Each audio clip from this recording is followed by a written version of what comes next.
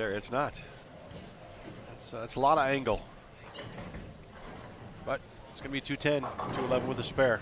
Yeah, she'll take that and move on, certainly. And more proof on how the game of bowling sometimes isn't fair. You look at Lily's game below her.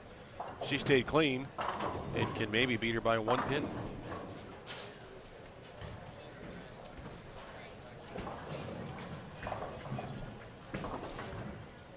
So for all you coaches to tell your kids how important the spares are, don't look at this game. That's the way it goes. 211. 210, excuse me. For Maria Jose Rodriguez. 4 splits and the rest strikes.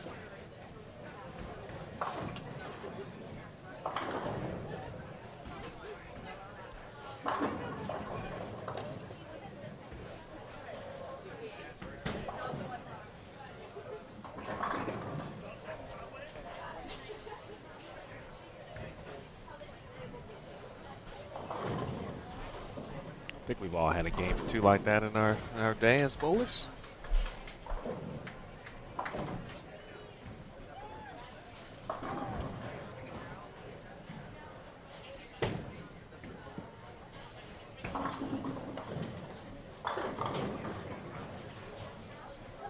Lily just blasted that one through the break point. She was trying something, and it didn't work. And it's a very difficult spare here.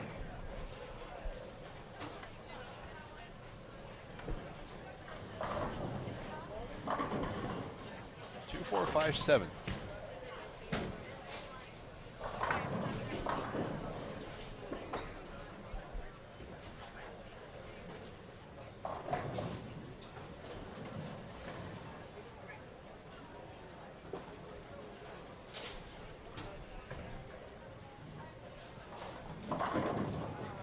Sydney asking that one to hold off, and the ball did not listen. Sorry.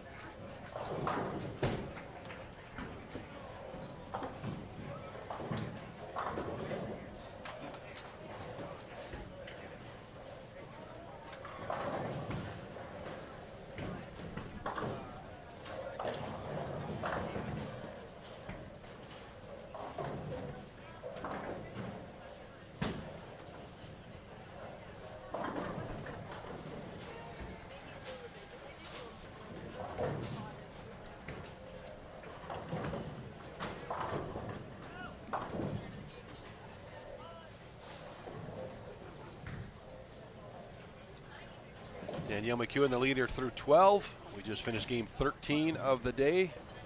Game 5 of the block. And game 6 coming up here in just a couple minutes. Live on Bowl TV.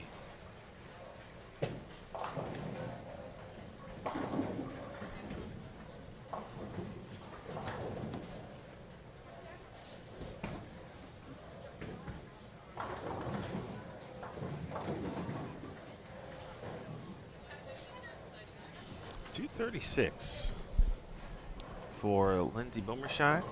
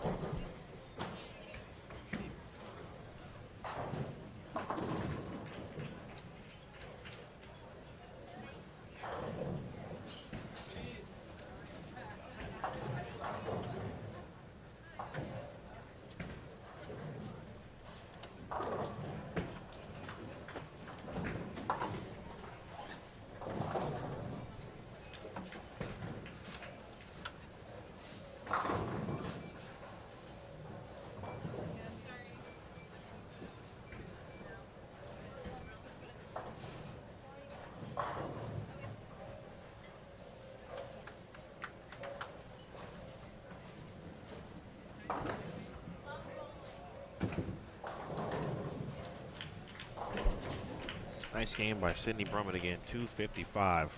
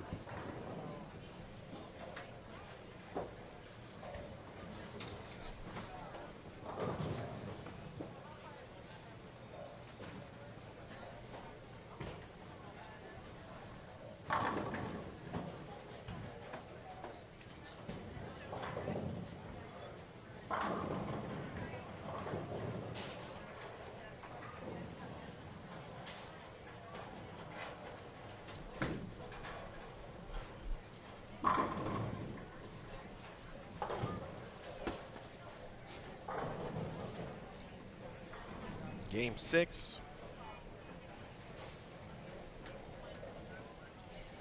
Underway, and we get to that point.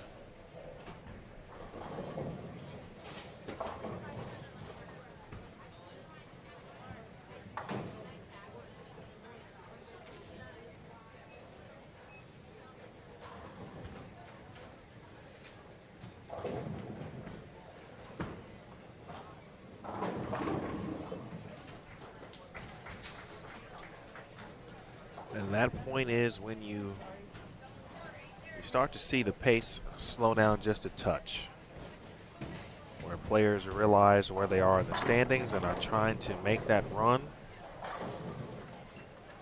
to the round of 32.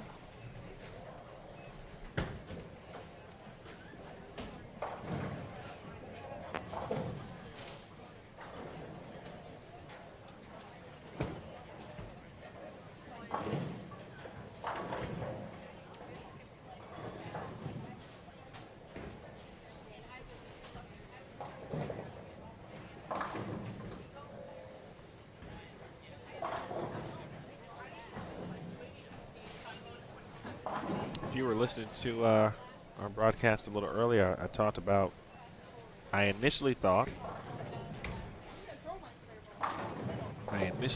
that the pattern would begin to play a little tougher.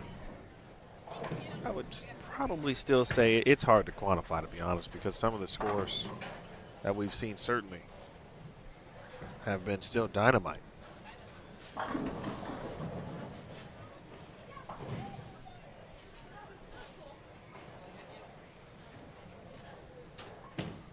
But there's a full day to go of bowling, and at least two different times, 2 iterations where the pattern will be laid down, and that'll be tomorrow morning, and then also in the afternoon of the round of 12. Last week's round of 12 was quite tough, but from the way I was described, or told, I should say, the way this week's lane conditioner Gaggle terrain was described to me, it helps blend and theoretically blend the pattern. Theoretically should allow it to hold up a little more.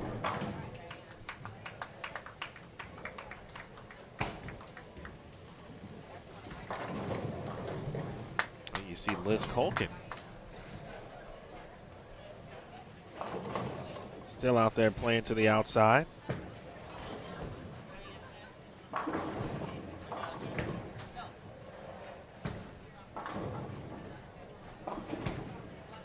Liz talks about that area of the lane is not her A game by any means, but to be successful out here, we talked about versatility.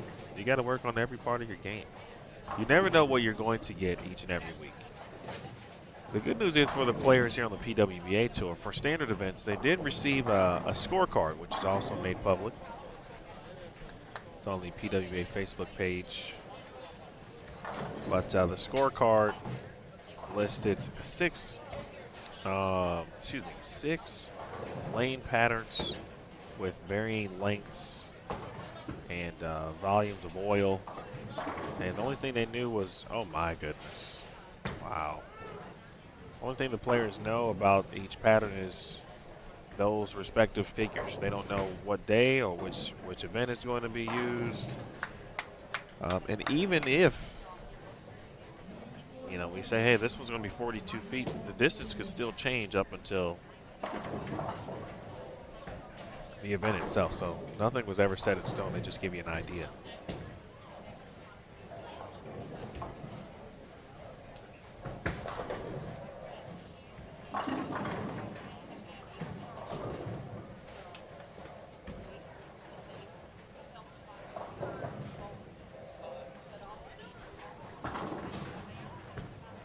Oh, we got some. Okay, thanks, Troy. I appreciate that.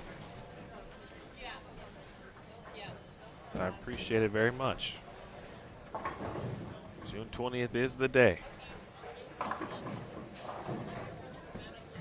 So I'm not sure if you've gotten a copy of my birth certificate, Troy, or I'm just playing.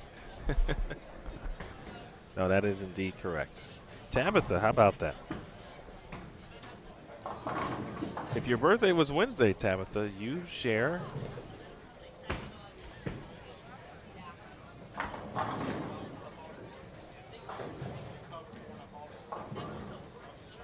That's Stephanie Zavala there. She says she's okay, though, as she took a slip there. But Tabitha, you share a birthday with my mom.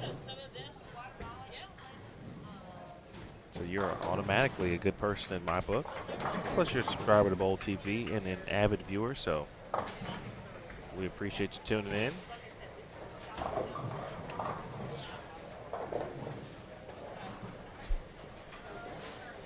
Tony, as I mentioned earlier, I will be the ripe age of 35. That shot there from Birgit, that 9-pin, not trying to slow her down. It was a tough one, too, in frame 2. As you guys saw, that one's just a touch left and some hold for Liz Colkin. They got away with one there, and she's got herself a 4-bagger to start.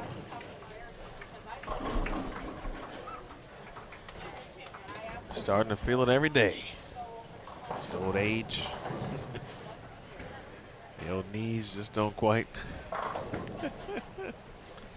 I've been trying to remember 35 since you mentioned that 4 hours ago, and I'm back to about 42, and that's about as far back as I can make it. Oh man, they just quite don't feel the same as they used to. Honest to God story. I was in the airport in March. Pretty sure it was March, maybe late February, but I'm almost positive it was March. And I got up, I was waiting for the bags to come out of the baggage claim. I was sitting, and I got up, and I went to take a step on my left leg, and I felt the most pain I've ever felt in my left knee, in any knee I've ever felt in my life. And I was just stuck for about what seemed like an eternity, but probably was more like 20 to 30 seconds. And I'm not sure if I audibled any sounds or not. And I just looked around to see if anyone was actually, looking at me. And then I tried to walk gingerly, but, it's like slowly trying to, straighten my leg out. And my knee was a little rough for about a good week or so. And it hasn't really quite felt the same since. Just twisted the wrong way. Yeah, I took a normal step, at least a step that I thought was normal at that time.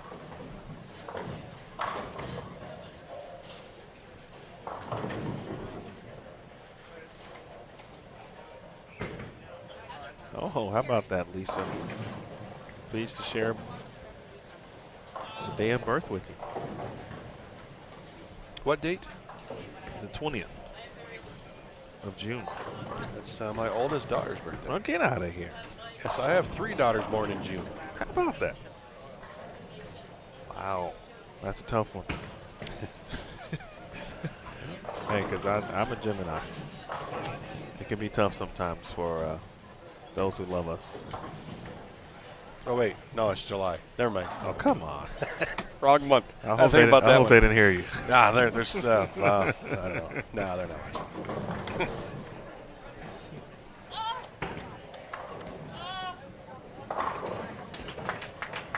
Way too much thinking for this late in the day. Oh. A May, a June, 2 July, and 2 December. All right, I got it figured out now. Well, I'll say one more thing about June is near messenger for Amanda Fry. My mom's birthday is June 5th. My older sister's birthday was, is June 18th. My sister-in-law's birthday is also June 18th. My younger sister's birthday is June 19th. My birthday is June 20th. Whoa.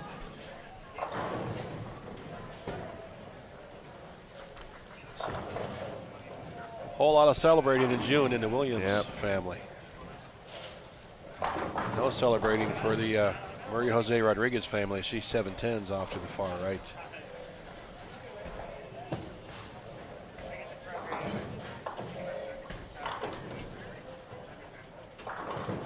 Speaking of celebratory, let's take a look at the scores. They're in. And see who is celebrating right now. And right now, there is one person who should be celebrating in the chat. He knows who he is. He goes by the name of Don.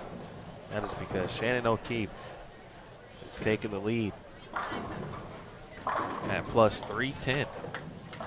Games of 243, 226, 221, 237, and 223 for 9-time champion.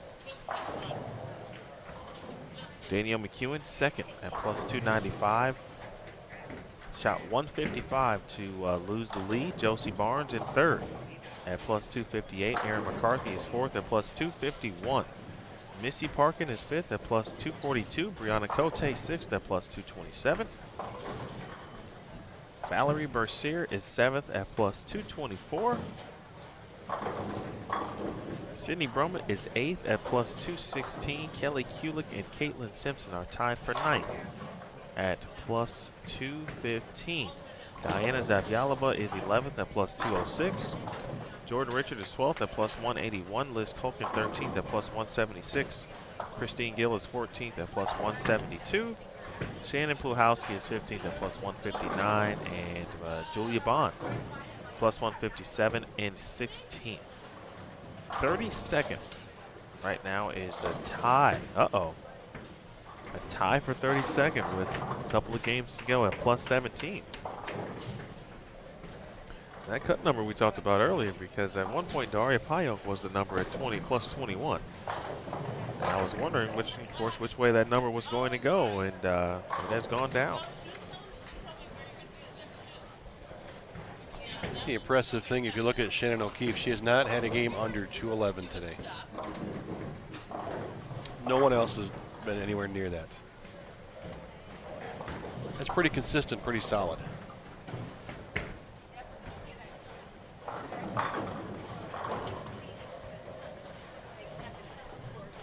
Plus 310 is a 223 average.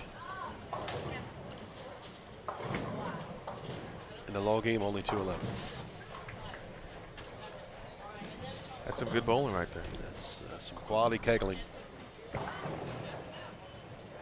You gotta get popular.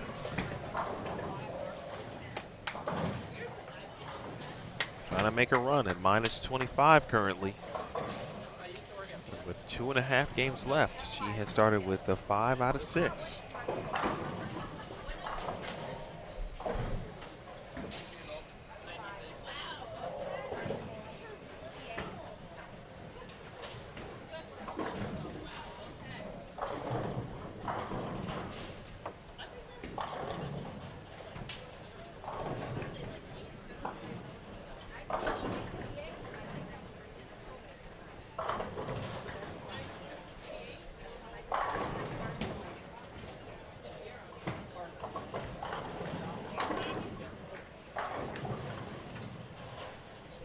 Lost her footing there, may have been just a touch early.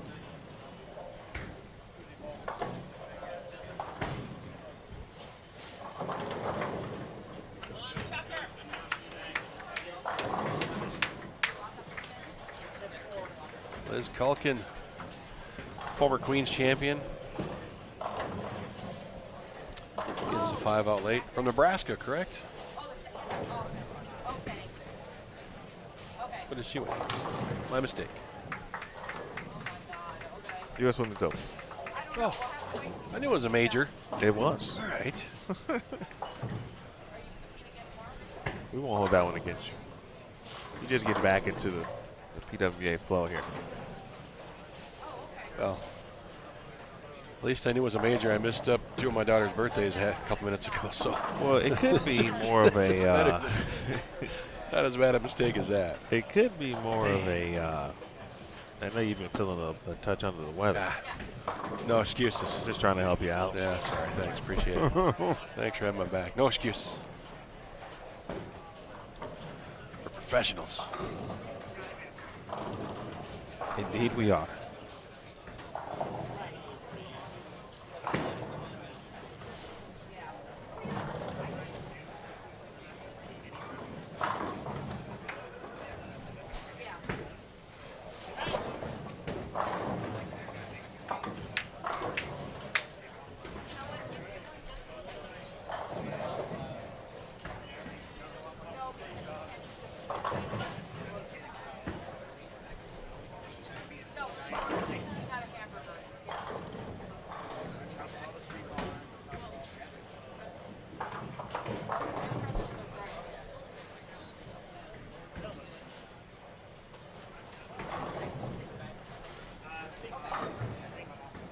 Solid game thus far here for Stephanie Schwartz, while Stephanie Zavala. Again, two players who are very familiar with one another from their collegiate days. Zavala, former Team USA, junior Team USA member. Went to Sam Houston State. Poplar continuing to throw strikes. After this game, she could find herself in the number with 2 to go, potentially. We'll see how it all shakes out here.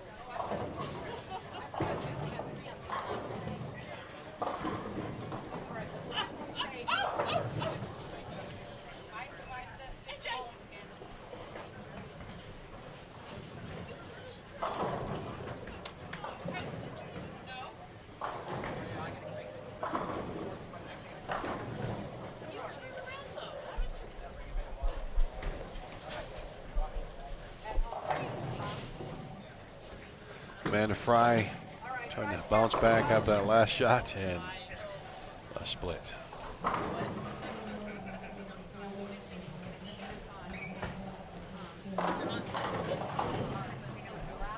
All right, Steph will take it. The Racine, Wisconsin native.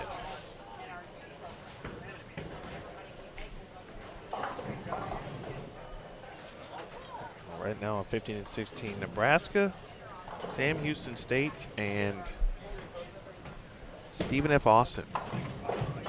Now you're just showing off. That was an easy one.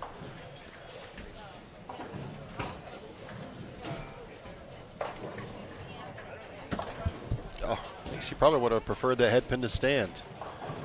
Make it just a little easier. Instead of a 1-2-10, it's a 2-10 for Liz Culkin.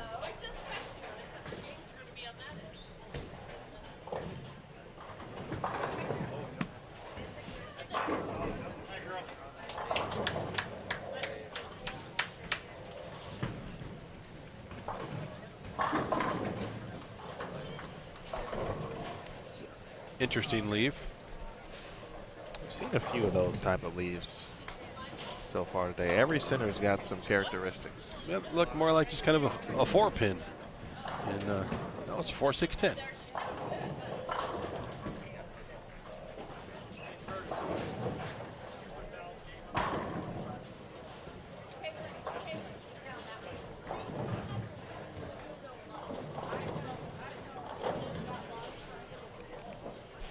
All right, Amanda Fry.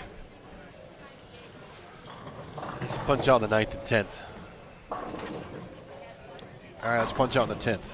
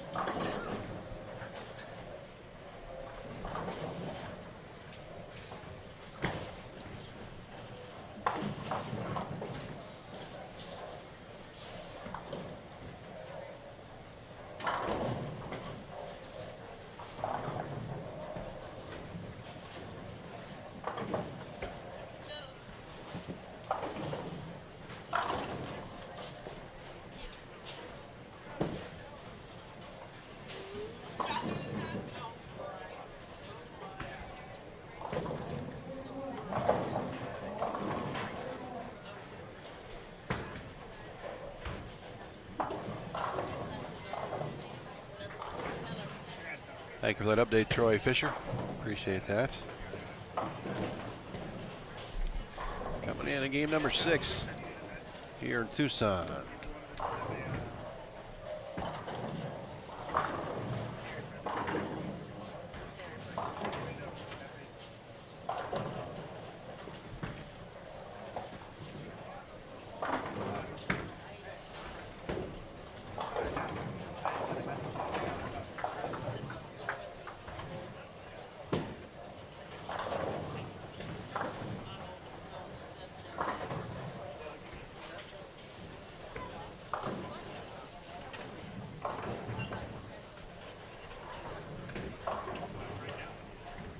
solid scores on 15 and 16.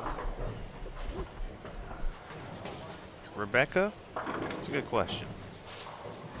And Rose taking some time to get herself back to feeling 100%.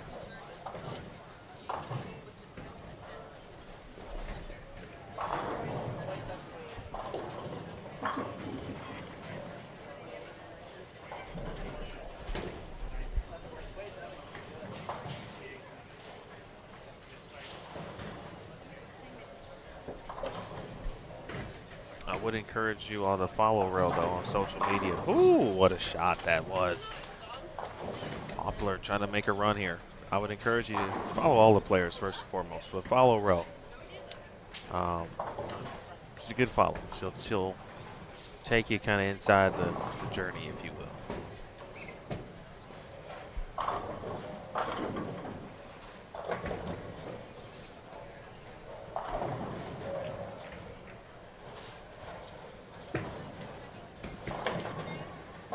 Nice shot.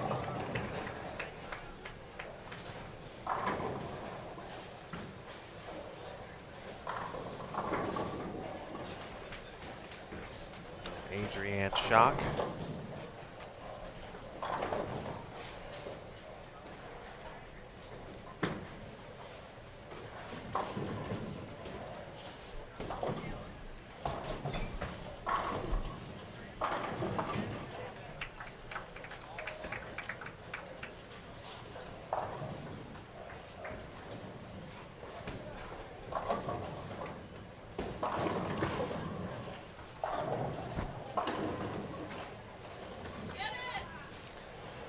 Get the 4 out late for Adrian.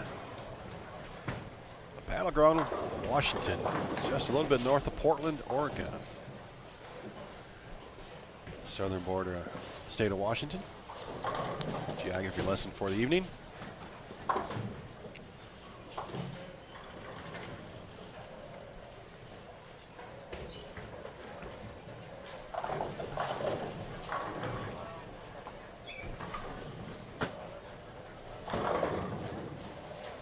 Yeah, Adrian bowled in the Daffodil Bowl Ladies Open, which was part of a PBA regional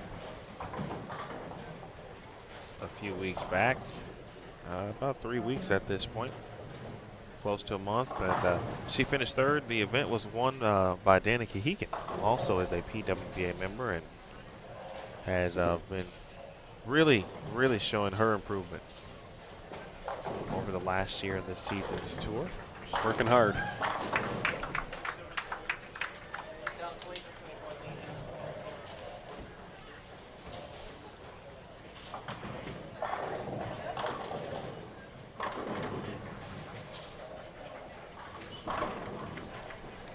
And to compete at this level, you really have to work hard. It's great to see a lot of locals come out here and put on a showing here at the last event at Golden Pin Lanes in Tucson, but it's tough to compete against these ladies that are doing it week in and week out, that are in just amazing shape and condition, and can bowl 16 games in a day, plus more games tomorrow at a high level. It's much harder than you might think.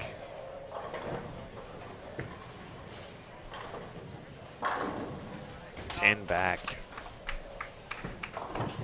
Here again, Poplar, who looks focused.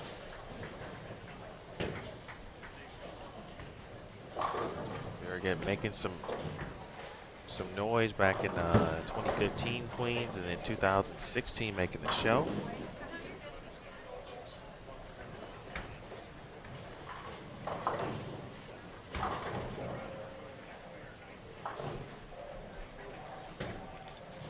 Beergit comes in at -25. Not anymore. She will jump in that top 32 with 2 games to play.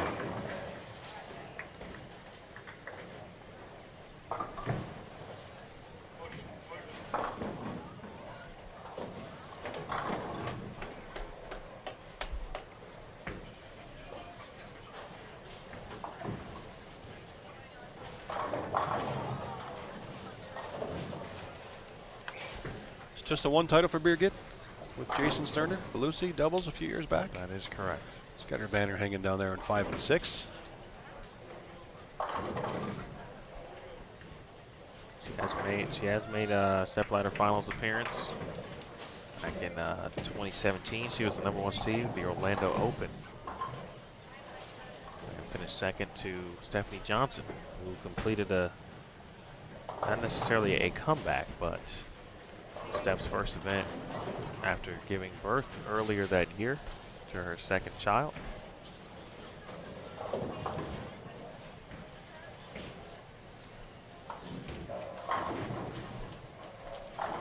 .267 for Birgit. Very nice ball game.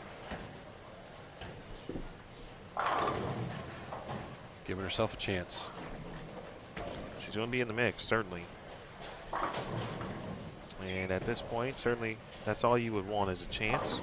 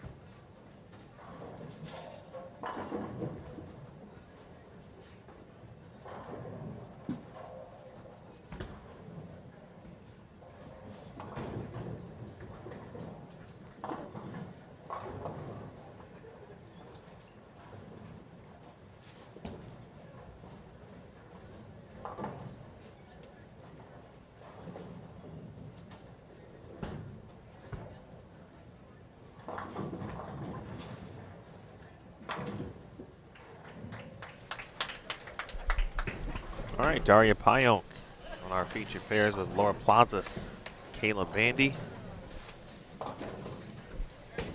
and Erica Lockhart. 15 and 16, Stacy Dahl, Amanda Falk, Stephanie Johnson, and Caitlin Simpson.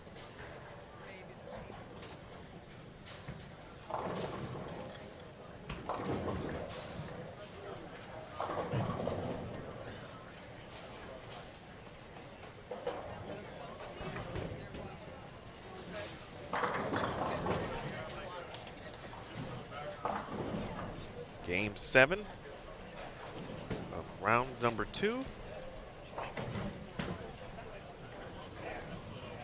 Are nearing the end. Max for a couple of cut numbers to be thrown out there. It's game 7. Of course, one more to go after this. What do you think the cut number will be? Joey Fisher said plus 24. Actually, he said 24. I'm going to assume he says plus 24. Tony says plus 20. Melissa says plus 25.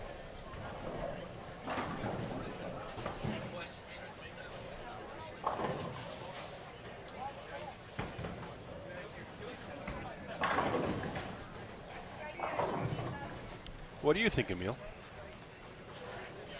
Well, first and foremost,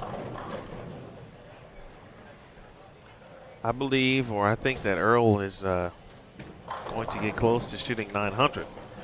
And the way to watch that is on Bowl TV's Backstage channel, because Earl is back for his second season.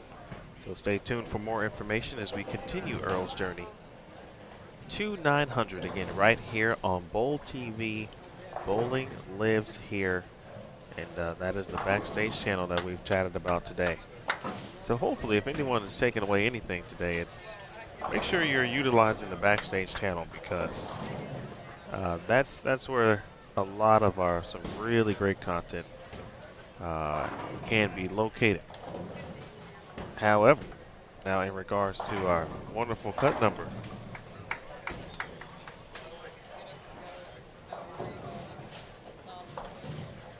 right now, wait a minute. Well, it's not updated yet. No, not yet. That's why I wanted to get in before you got the update. Okay, fair enough. I see what you're doing there. I like what you're doing. I'm going to go with, I'm going to be that guy. I'm going +30 in 2 games.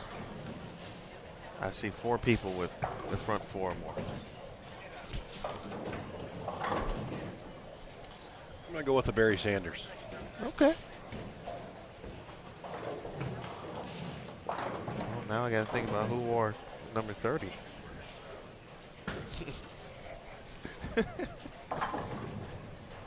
Oh, Steph Curry. All right. I'm not sure that's going to do me any good, because his squad will not be winning. It's a good run for the Warriors.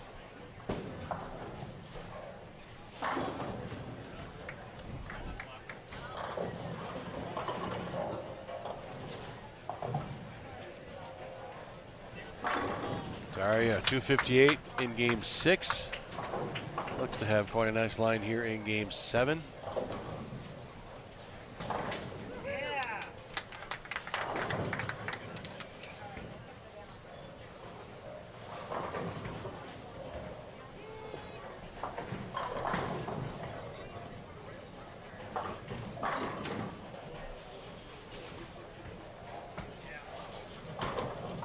Boy, Laura Plazas leaves nothing in the bag, does she? It's fun to watch. She is, and players like herself and like a Giselle Poss I always watch, because certainly not from a stature perspective.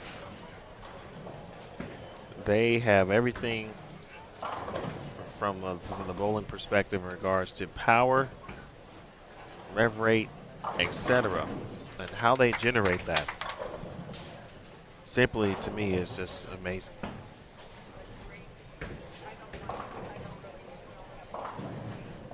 I could say the same thing about Daria, but she is a little taller.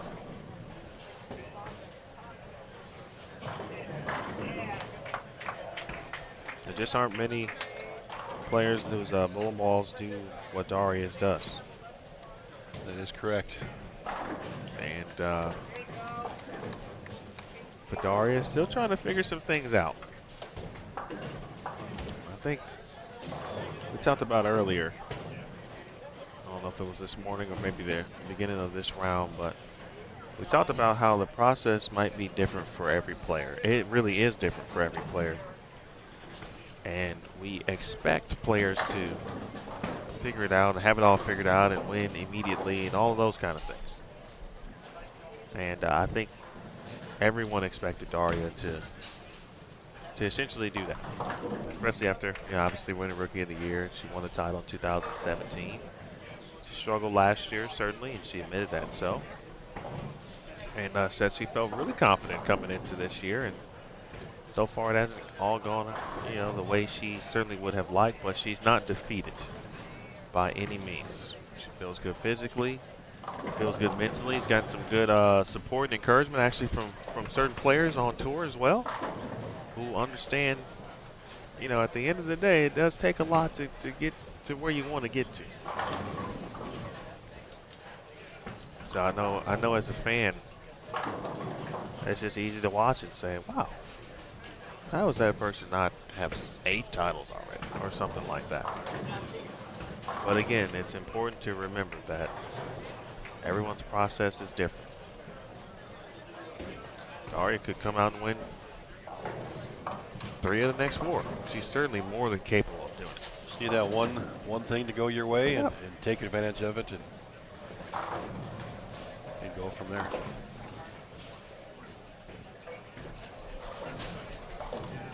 That is one of the enjoyable things for me. We do have some really solid combos for players, just talking about how they're feeling, what they're thinking about, what they're doing. I will also commend Daria on her. Obviously, she's popular. I think that one goes without saying, and she understands that. And she is so great with fans, as are all the players, honestly. But she's got a ton of fans from every age, really,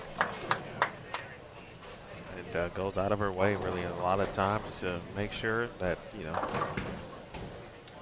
they get a chance to speak with them.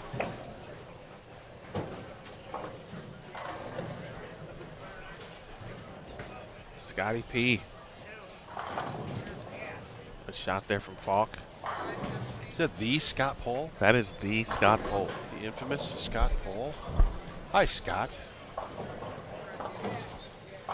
You can talk baseball with Daria. To take her to a baseball game a couple days ago. Her first one ever. Never seen baseball ever. That was an adventure. A lot of fun. Interesting. Those are memories that will remain with you.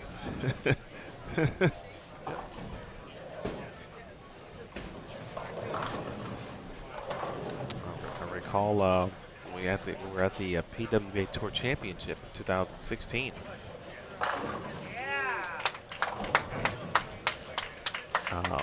We had Sherry Tan and Niwei Finn. We went to a AAA the Richmond Squirrels game. The Squirrels? The Squirrels. It was the first time they had seen baseball as well. And, at the time, we were watching or listening in on Jason Thomas was trying to, or was describing the game and breaking it down and how things work in that particular sport. That was pretty cool.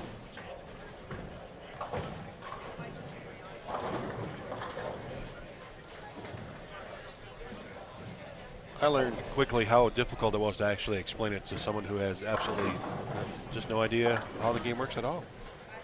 So I kind of gave up. They're not points, they're runs. Well, baseball is not the easiest game, honestly, to begin with. Yeah, I realize that. I mean, of course, it's America's game. We grew up playing it, but it seems in simple. Poland, but no baseball. There are a few intricacies in baseball.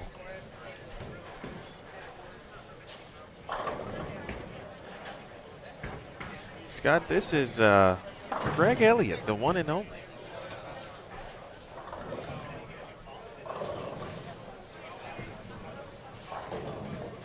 The undeniable voice of Craig Elliott.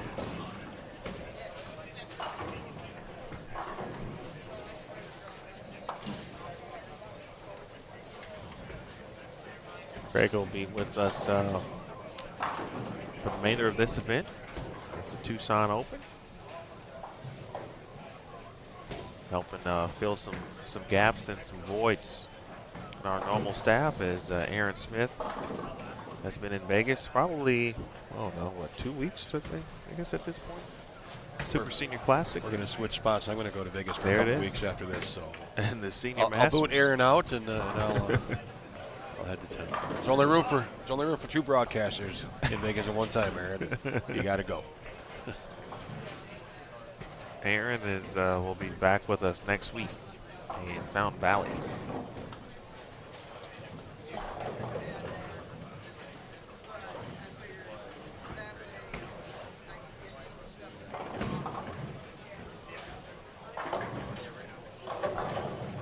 Be sure to say hello to Barry Asher for me. get to Fountain Bowl. I will do that.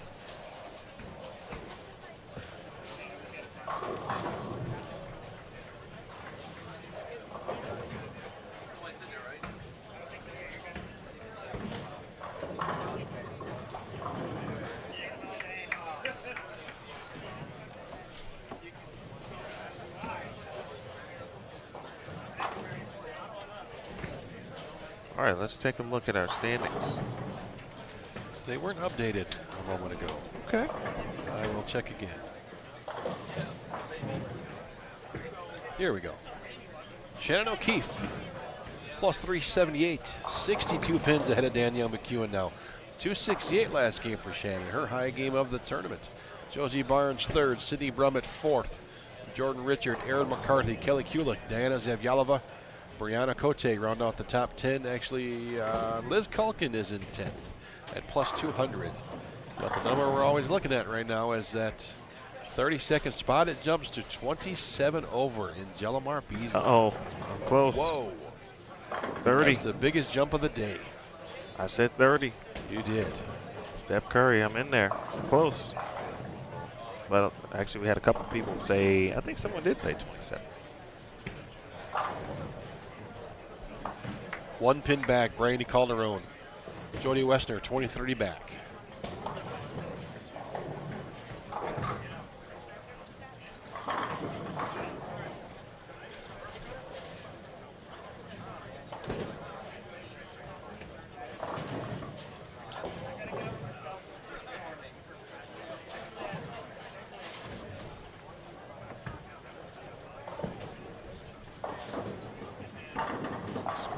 That's 22 pins between 33rd and 34th.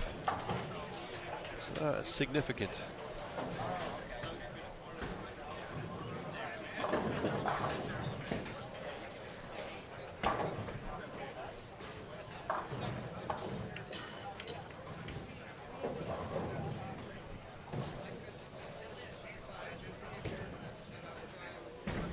Here's another trivia for you, Emil. Nachimi Takura is at plus 3 and 35th. Has there been a Japanese player to make a cut on the PWBA tour? Not in its new. Well, I'd have to look at the Queens. I'd have to go back to the. Probably be a major. To the Queens.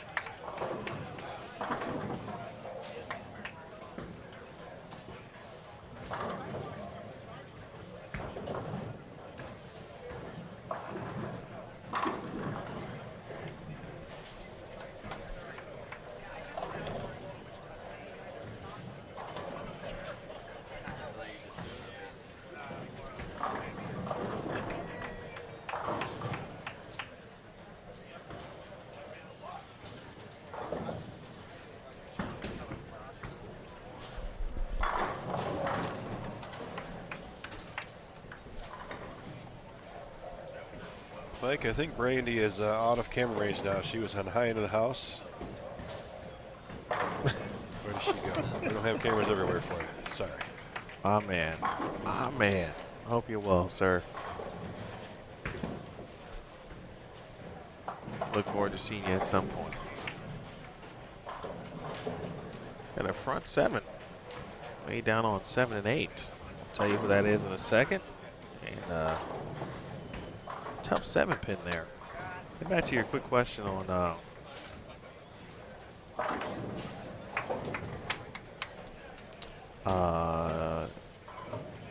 Chimi. Yeah. We did have a repeat Japanese winner of the USBC Queens. A repeat winner? Yes, actually. Oh, wow. Back in the day, 1981 and 82. Katsuko Sujimoto.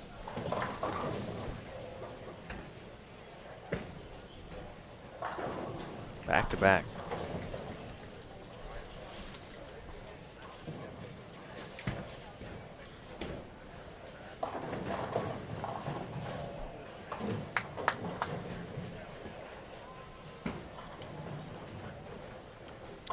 Yeah, I would not have guessed that. Yeah, the Queens has been the event that has been, I would say, most well attended from the international perspective over the history, I would think. Now, obviously, the tour is such a global brand.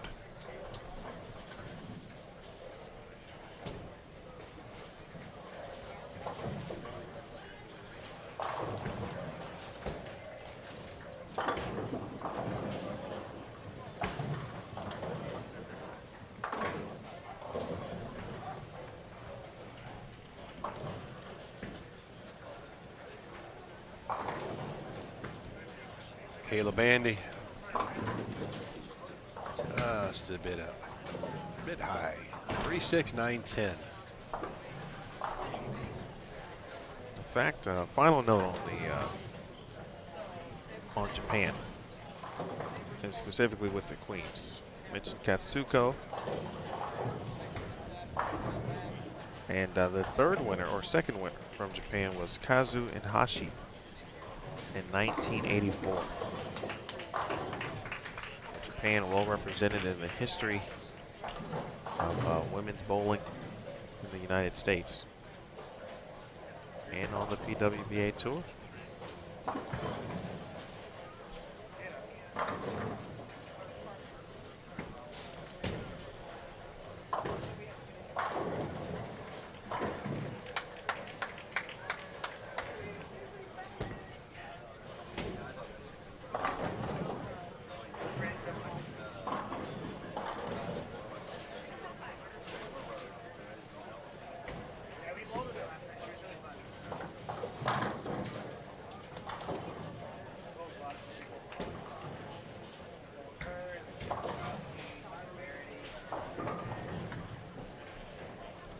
Erica Lockhart, right here from Tucson, bowling her first women's event on the PWBA tour.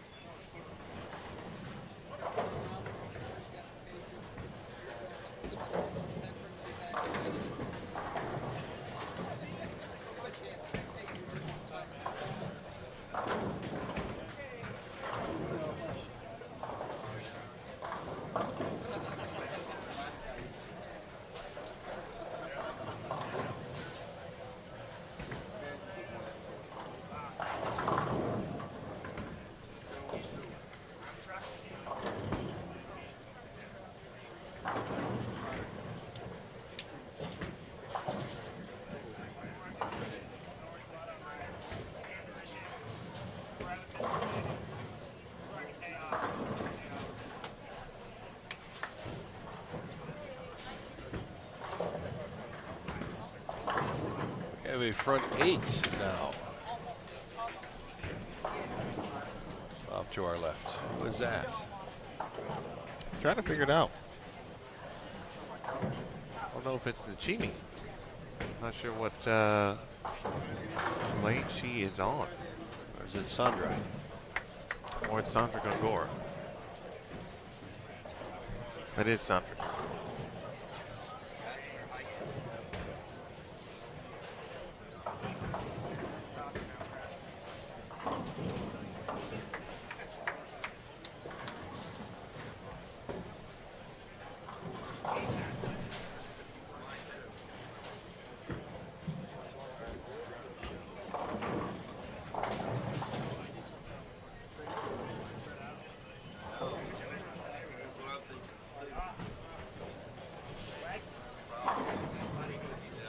SG with a 7 count in the 9th.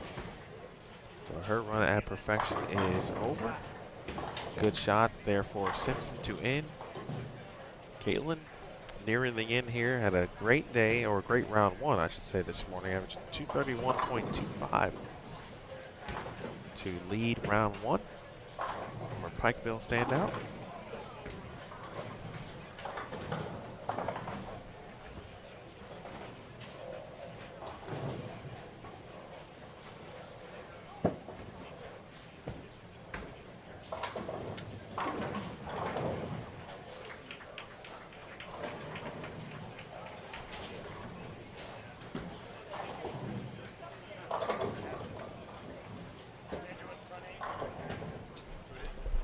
Daria still with 2:27 left this game.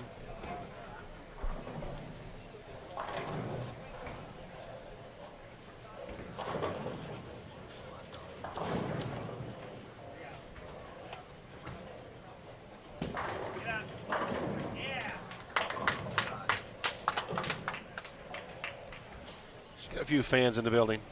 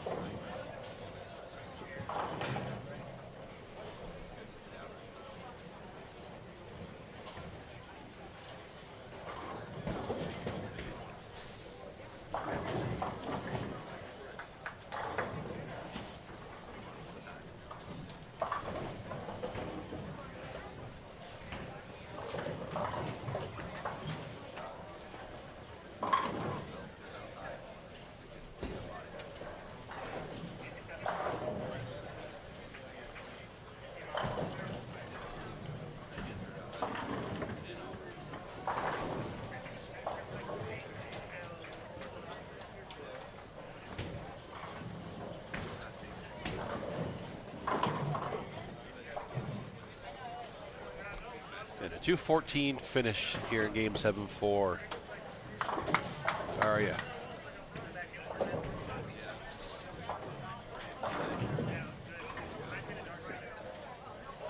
That is the end of Game 7 of this second block, Game 15 of the day. Final game of qualifying, the cut game. Here it is. This is it. It's coming up. Get your votes in. Gonna be a Billy Sims. Gonna get up that high? Get your votes in. I'm at plus 30. That's the number today. Sims 32, right? I don't know. Let's find obscure jersey number references to figure out what that cut number Fantastic player, though. is. Yeah. Fantastic player. What about Scottie Pippen? 33? Did we get there? Larry Bird?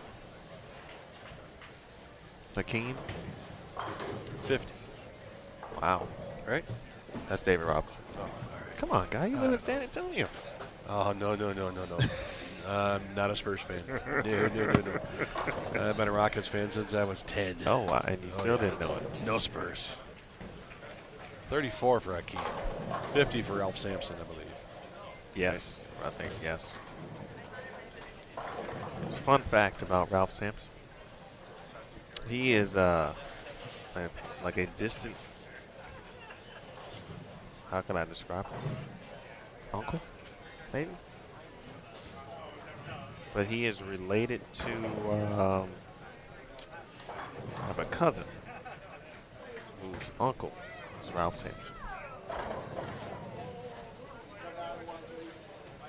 Yeah, I know it goes kind of. That is true. That's some serious Kevin Bacon stuff right there. It's true. The one thing that's true is we're going to start game 8 here in just a few seconds. Missy Parkin on this pair. Michelle's in for the Kevin Durant number. She's in.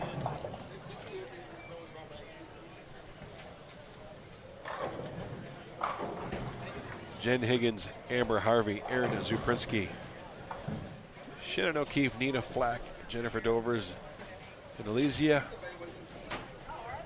Hildonin to our left.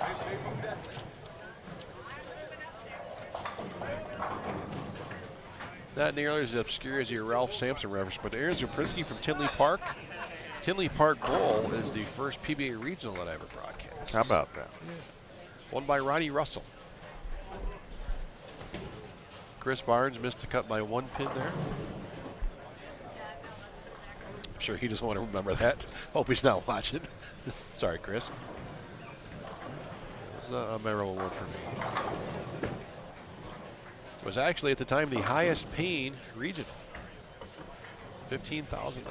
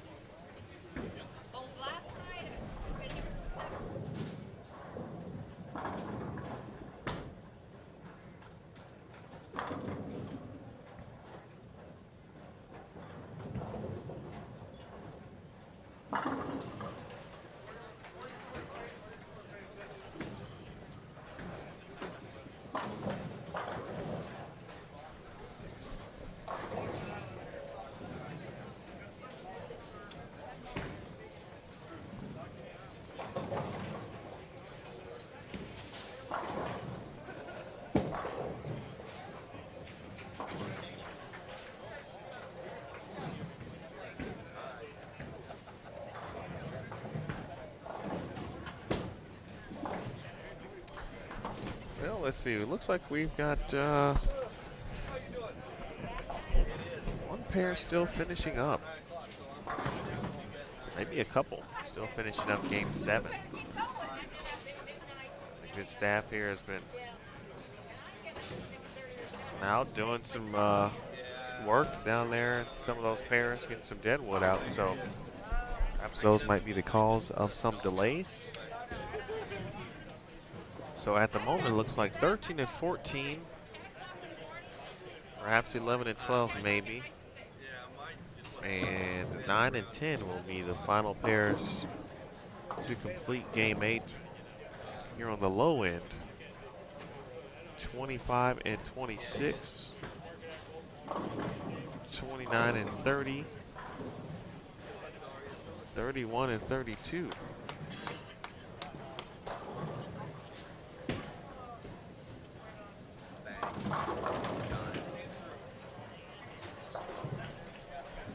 We'll still be finishing up game 8, so they'll be bowling.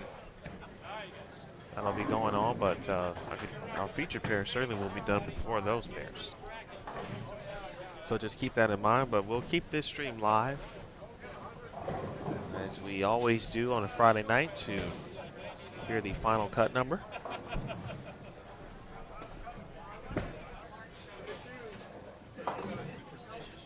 Open frame there as Parkin chops the 6 off the 3.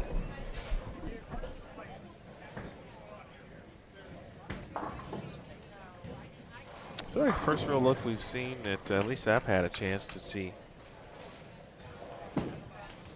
Elisa Hildunen of Finland.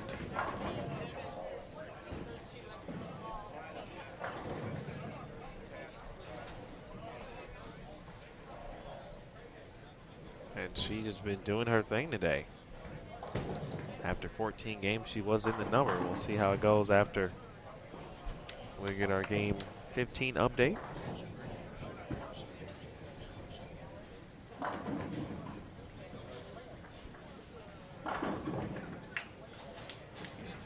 Higgins around the number again after 14 games.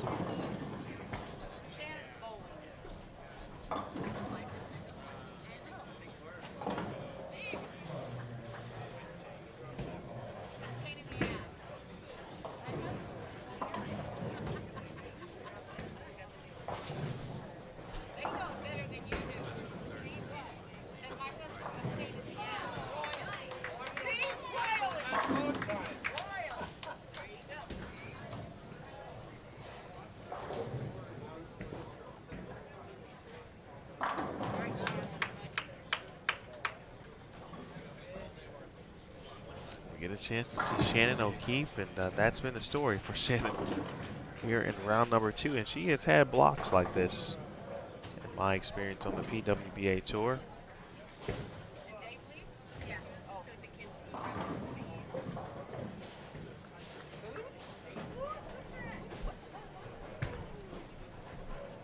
And when Shannon has it going, it's and you could say the same about a lot of players, but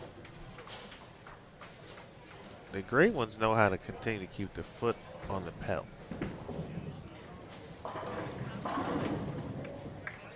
That's what Missy Parkin was able to do last week.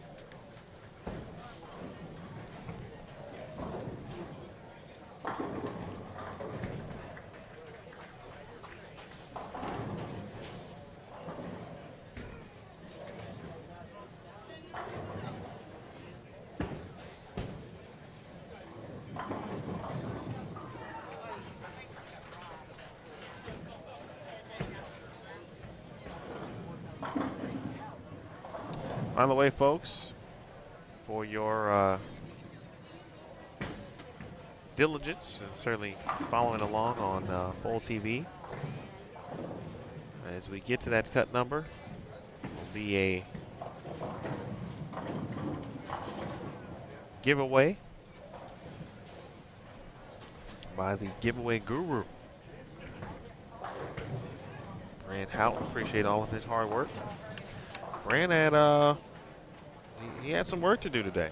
He not only took care of us here at the Tucson Open, but he also handled business for Aaron Smith and company for the Senior Masters today. So we appreciate Brand's efforts.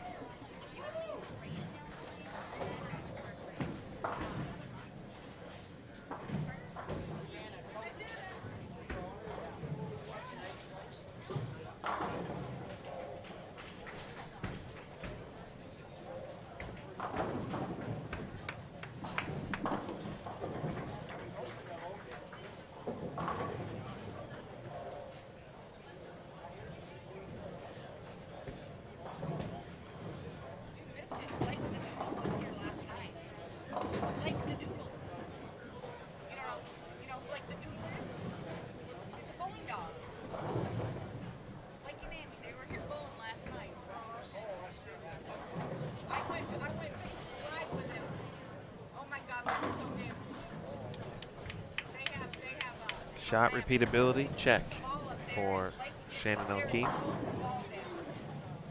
Shannon just obviously doing what she does, but continuing to set goals and trying to mark things off her bucket list. Always motivated, certainly, to be the best. And with the opportunity to be a college coach, she does not take that for granted. Certainly talks about it often, as I'm sure you've heard at some point.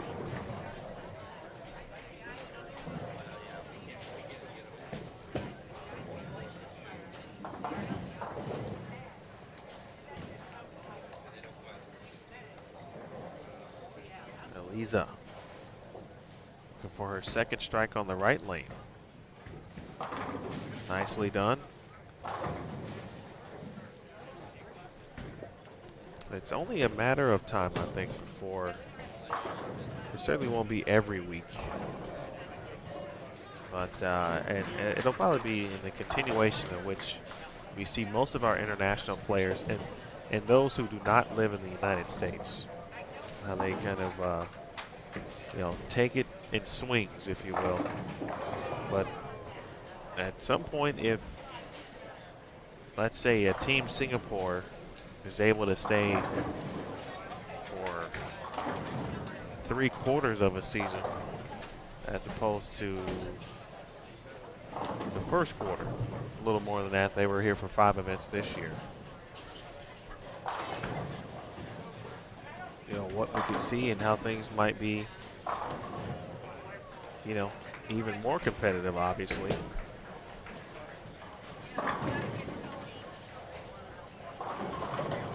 You may have covered it while I was wandering, but is it a visa thing where they can only work or be here so long, or is it just an expense thing, or do you know why they don't make it a full season? Specifically for Singapore? Yeah. They generally have multiple competitions that they must participate in. Okay. So, for example, generally, let's say the SEA Games, the Southeast Asian Games are a competition that are always a part of. Certainly, it's a very big deal in that part of the world. So you see players from both Singapore, Malaysia, for example. Last year, Tanya Raumemper made an event of the elite field. In the elite field, of course, the top 24 players in points after the U.S. Women's Open, and it will be the same for this season. Earn essentially spots into the elite events in August. Mm-hmm. They are guaranteed a prize check. They still have to pay their entry fee, but they're guaranteed a check. And of course, the rest of the 8 spots are determined by PTQs each week. But having said that, Tanya to miss an event or 2, I think, as she was participating in the SEA Games. Okay. Last year. So for Singapore, it's generally they have several competitions that they are competing in, either in Asia at home. For example, they went back to prepare for the Singapore Open. That is upcoming. And then they also have the World Bowling Women's Championships to get ready for.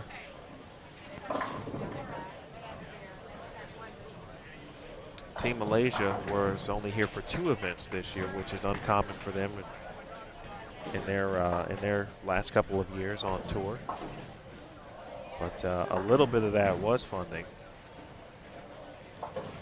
And those who did make it over, Shaolin Zulkifli, Cindy Jane, CT Rahman, and Esther Chia, they actually paved their way this year to come on over for a couple of events, but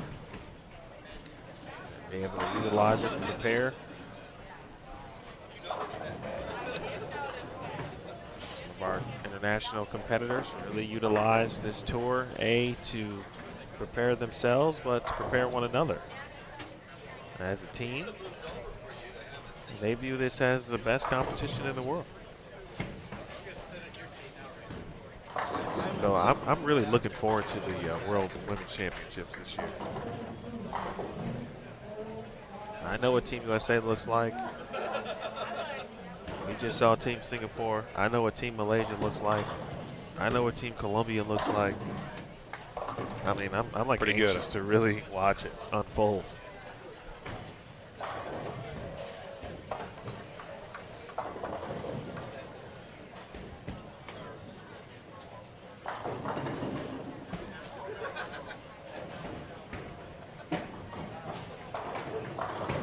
Duprinsky.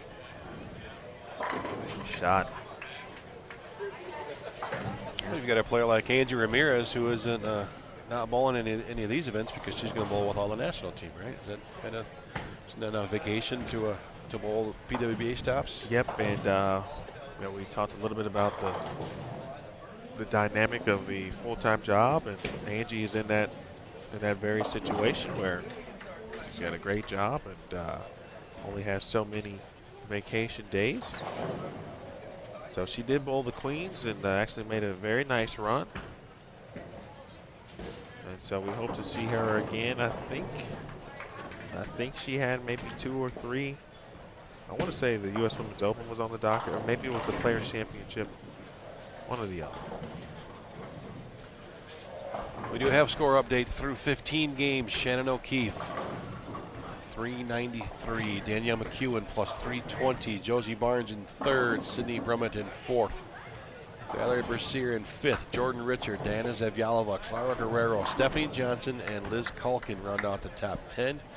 Caitlin Simpson, the first round leader, fallen to 11th at plus 214. And moving on down, 32nd position now in Jelimar Beasley, plus 19. So that number dropped. Whoa. Game 7 was not friendly. Jasmine Mason only 4 pins outside of the number right now, plus 15. Tanya Remember 10 back. Laura Plazas 11. Brandy Calderon 13. Haley Richards 16 behind. And Nachimi Itakura is 17 behind. So a lot of players with a chance to sneak in there.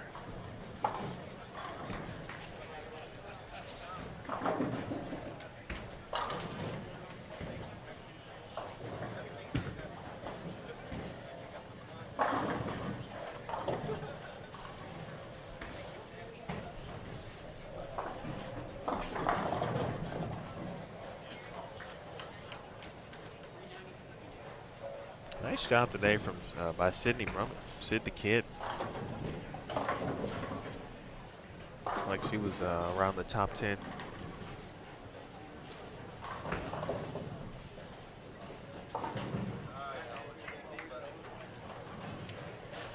Just about all the time last week in Sonoma County.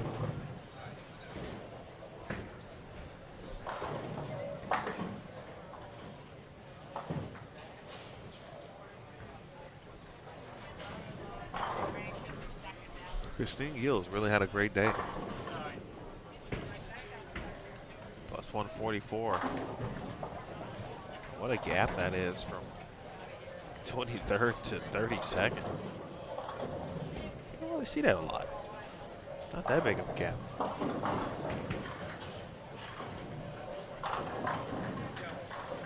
Just trying to get a check this week.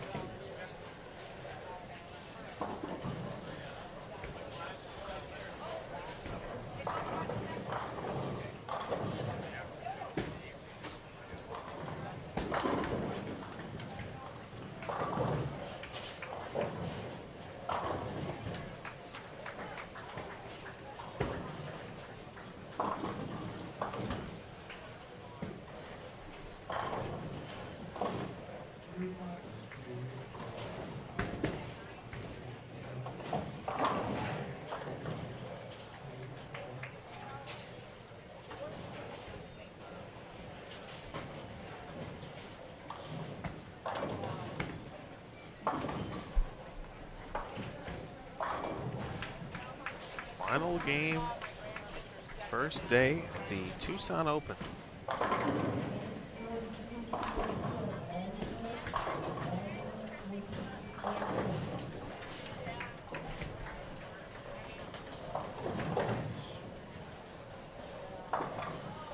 Take a quick look at the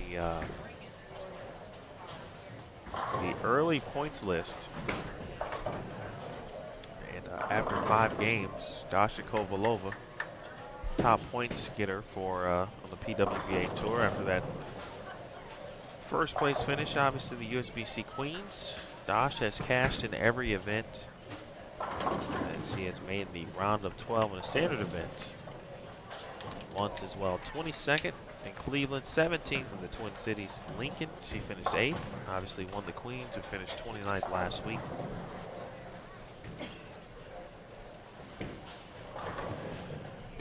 Pretty solid season so far.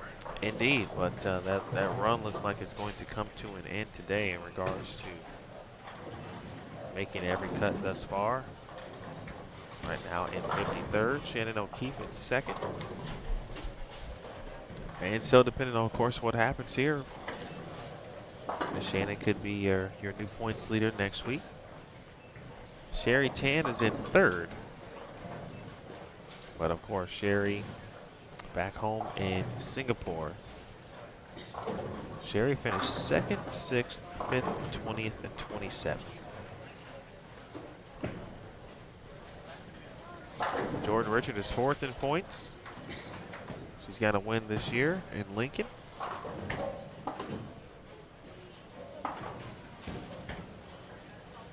Finished 5th in Cleveland, 13th in the Twin Cities, 55th at the Queens, and 14th last week. So Jordan's going to make it 6 for 6, as is Shannon O'Keefe. Shannon won the Twin Cities Open, finished 8th in Cleveland, 25th in Lincoln, 9th at the Queens, and 15th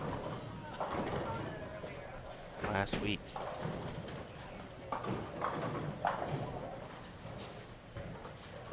Again, the race to the elite field is the top 24 players after the U.S. Women's Open.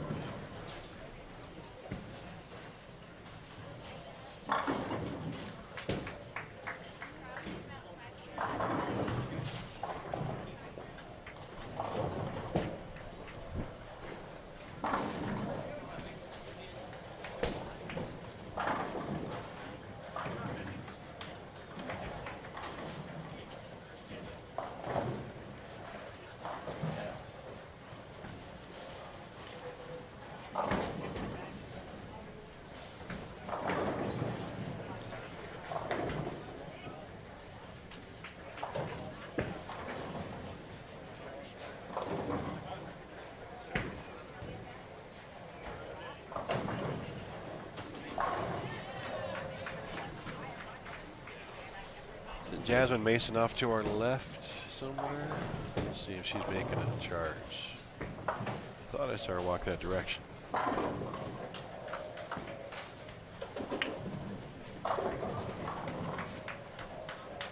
Yep, she is on, looks like 7 and 8. And just about done. Oh, wait. Is that right? Top left, yes, 7 and 8. The only 3 on that card. Kaylin Arthurs, Jen Russo, Jasmine Mason. Looks like a 180s. Yeah, it opened in the 9th. Looks like she can get to 184. That's kind of what I thought as well.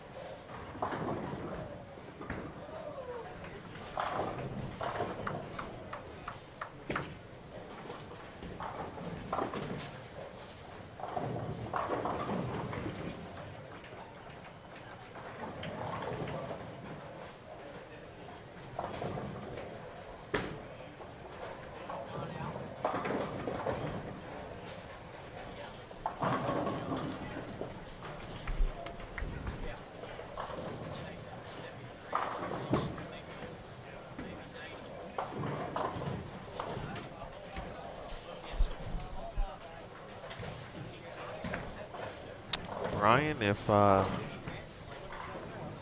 as we continue to have events and certainly our tour, which so many positives certainly coming through with that, I don't think there is any doubt that Jordan Richard could certainly end up being one of the best. And just really a season and a quarter at this point.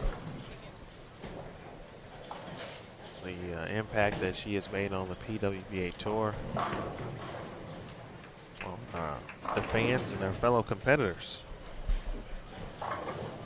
Really impressive what Jay Rich has been able to do.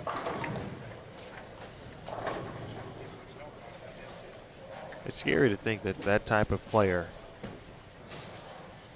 is just really scratching the surface. There's another level she can get to.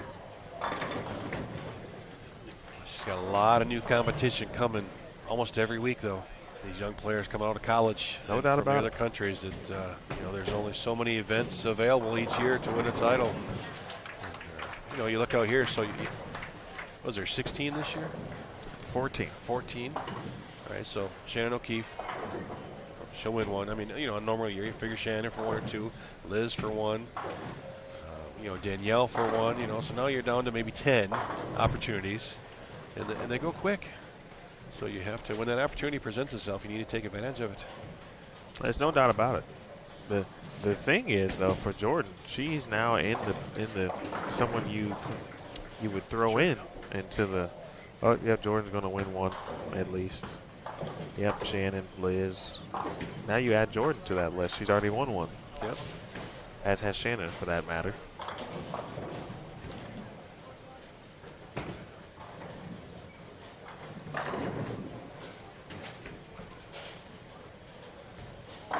Jordan is actually on the banner for this week's event, the in-center banner.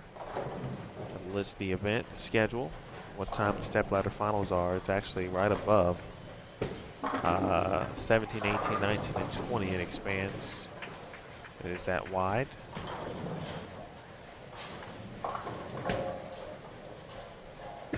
Don, I don't think there's any question about that. The only thing I would say is, if this was a full year tour, as it was in those days, I could see that record being beat. In its current form, I do not see it happen.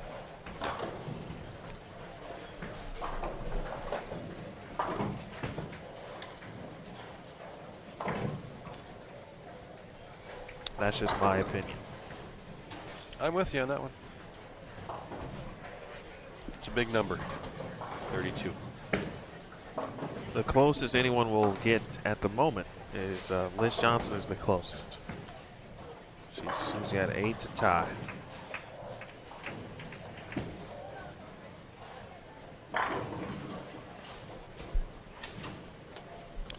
Always makes for a great discussion. All the what ifs and what could have beens and the what's going to happens. That's why we play the game.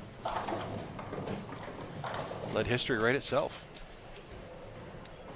It's a tough open in the 10th frame there for Elisa. But only going to lose 12 pins, and that'll be solid.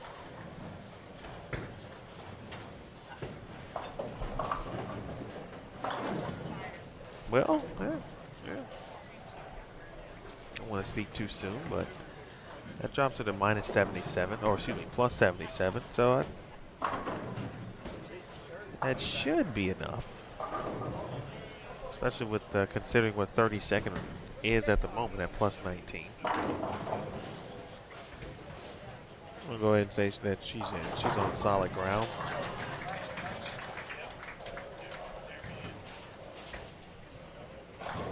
Yeah, if it jumps 54 pins in one game. Yeah, what do you do?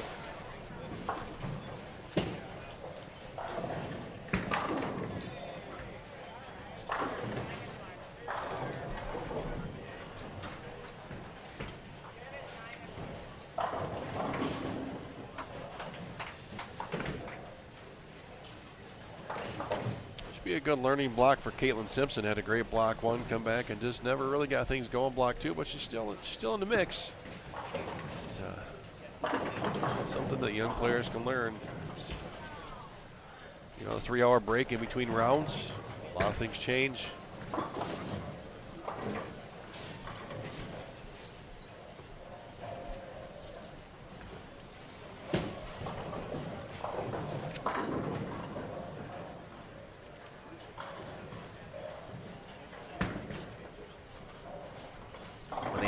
For Jennifer Dovers.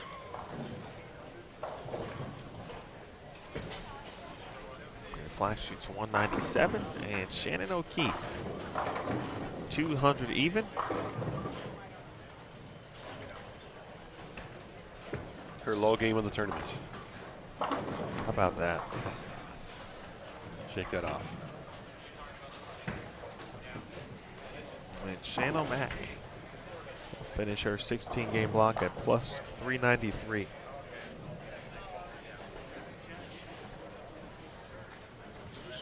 Danielle McEwen, 73 pins back on that catcher, so I think we can be pretty confident Shannon O'Keefe is our tournament leader going into the round of 32 tomorrow. Nice game from Jen Higgins to shoot 238. And Higgins came in at 28 at plus 79, so she's going to move on to tomorrow's round of 32 as well. Because of whatever the delays were, we've got some scattered pairs. So there's some folks on the high end bowling. Obviously, what we have on our featured pair complete over on 9, 10, 11, and 12. They are in the 7th and 9th frames respectively. Looks like 21 and 22, just a couple of shots away from being complete. In fact, Daria Payok, right now, let's see, 181 with a strike in the 10th frame. First one in the 10th. 112 coming in. The big boost here for Daria's confidence. And again, thinking about pressures and expectations. Had a pretty solid day today overall. And hey, you move on to tomorrow, you never know what might happen. But you got to get there first. Can't win it on the first day, but you certainly can lose it. And get yourself out of contention.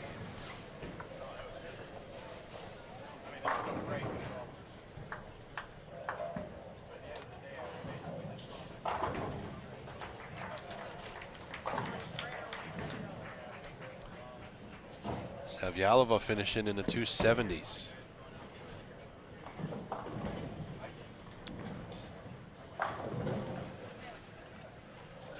Diana was 7th. She'll get into the plus 300 range.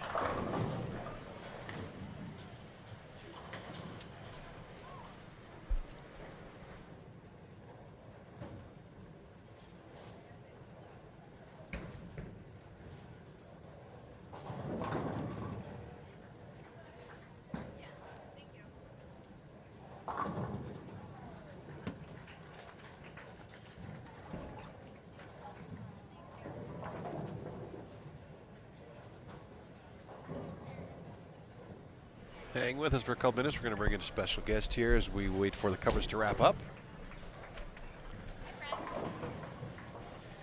Joining Emil and I here in the booth, Miss Shannon O'Keefe. Nice bowling today. Thank you. Hi, friends. How are you? Good. Well, you had a good day. I did. I'm really frustrated with this last game. I know that probably sounds really ridiculous, but I felt for 2 games now that I needed to change balls because I felt like I had to throw it to get it through the front part of the lane, but I was knocking the pins over. And then I started with a triple, so whatever. But I changed balls in the fill just to, like, I calm my brain, I guess. And, of course, it was perfect. Did you learn something there Yeah. on that fill? Yeah, for sure. Yeah. What was it? Well, I went to a little bit cleaner of a cover. Okay. But still the same core. I went from a GB3 to a GB2, and it got through the middle part of the lane just a little bit cleaner, but had a little bit more oomph down lane. That's what I needed. So that was your low game of the day. I know. So how was that possible? What happened today? Okay, so the first set I was really whiny. It was unbelievable because I don't scoreboard watch. I don't look at the sheets. Like, it's just not what I do. And I was so frustrated because I couldn't bowl more than 220. And anytime I had something really good going, I'd throw a really bad shot and I'd split or like strike rank 10, strike lower 7, stuff like that. And I was so frustrated because I felt like I couldn't take advantage of the good games. And Brian was just like, chill out. And then when it was all done, Stephanie and I were at lunch and I pulled up the score. I was like, oh, it wasn't that bad. Yeah, I don't think it was that bad. So the key for me was just, like, I threw the same bowling ball for 15 out of the 16 games. All I would do is just kind of make little parallels left. Well, kind of. And never slid left of 22 the whole day. And I was throwing a GB3, really strong bowling ball, and just controlled the pocket, made my spares. I missed one makeable spare the first set. I missed a 3, 6, 9, 10. Of course, I wasn't very happy about that. Sure. But yeah, I mean, it's just, I don't scoreboard watch, but the scroller's on the bottom of the screen, and so I always take a peek at where 32nd is. And so as long as I'm separating myself from 32nd, then I'm in good shape. So sometimes I just got to chill out a little bit. This lane condition, a little different obviously this week, and it certainly looked flatter, but Yes. I know there was a different lane conditioner that was out there on the lane. Right. So, what noticeable differences did you see, from this condition to some of the stuff we bowled on so far on the tour? For me, I'm throwing the same bowling balls I've thrown week in and week out. Okay. And it really just boils down to continuing to execute and make your spares. It really seems like it doesn't matter what pattern we're on. It's controlling the pocket, making your spares, and it's week in and week out. And if you can do that, then you're going to put together decent blocks and then take advantage of the really good pairs when you hit them. Another question for you. Okay. You mentioned your ball rep told you to chill out. I know if I ever tell my wife that, I'm in big trouble. So your ball rep is your husband. How Yes. does that dynamic work out here on tour? Well, there has been challenges over the last couple of years. I'm not going to lie with that. Brian and I have been together almost 20 years, and he's been my coach. And really early on in our relationship, I, as the woman, needed to relax and realize he's not attacking me. He's being honest with me, and that's what I would ask of any other coach. Sure. And so I needed to learn how to separate the boyfriend, girlfriend, husband, wife thing, and we've done a really good job with that. We work with each other at McKendree. It's the same thing. We share an office. Our chairs are literally back to back, so we're together all the time. And so out here, I mean, he's not gonna let me do the wrong thing for too long, and he's not gonna tell me something that's he doesn't think is gonna work. And so again, it's me. There's definitely times that I'm not very nice to him. I think last week I told him to get away from me. And then I'm like, tail between my legs apologizing because he doesn't deserve that. It's not nice. And I wouldn't tell any of the other ball reps that. And so Sure. I need to chill out. And we had a really actually long conversation after last week. We went on a little vacation to Phoenix, to a resort in Phoenix, and we had a really long conversation one night, and it was, again, me apologizing and him just saying, Shannon, like, I always have eyes close to where you're at. Yeah, there's times I miss some stuff because there's girls that need me, and I'm okay with that, but again, it's me kind of checking myself that he's not going to let me do the wrong thing for too long. And I, at the same time, need to be confident in what I'm seeing and who I am. Kind of like that last game right there. I mean, as soon as I big forward, I think I went like placky. No, I two-pinned. And I was like, okay, that lane's a little bit tighter. And then I big forward. And it was just like not. My gut was telling me, ball down, just do it. But I'm like, you're bowling great. Like, just whatever. Shoot 200. So, yeah. Well, why didn't he tell you to change balls then? Well, he wasn't down Right? here. I'm Oh. sure. Like, we got girls that are hopefully are making the cut. Sure. So, he probably would have. And maybe not. It doesn't matter. But I learned something from it, and I kind of had the feeling that I needed to do that.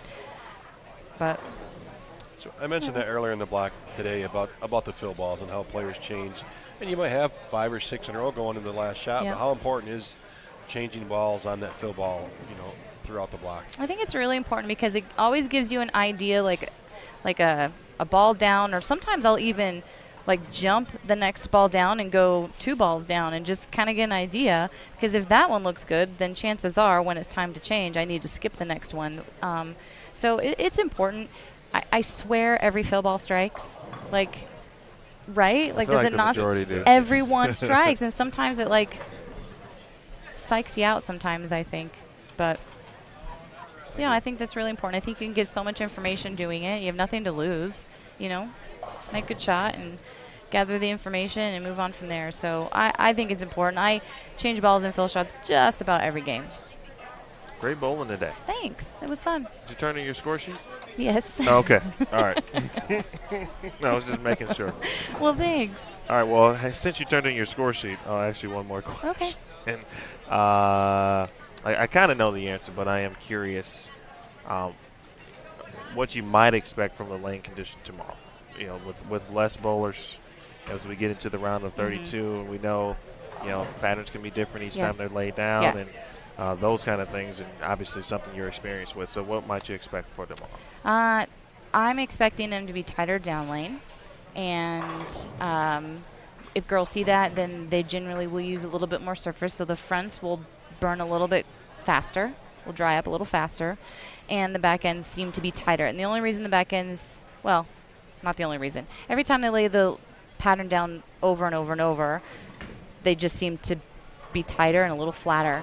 And so to me, it's the same game plan, maybe a little bit more surface to start, but maybe for me it's going to be more of a ball speed control thing probably. And we'll just kind of go from there. That works for me. Yeah, lanes, they don't change as quick because there's not as many bowlers.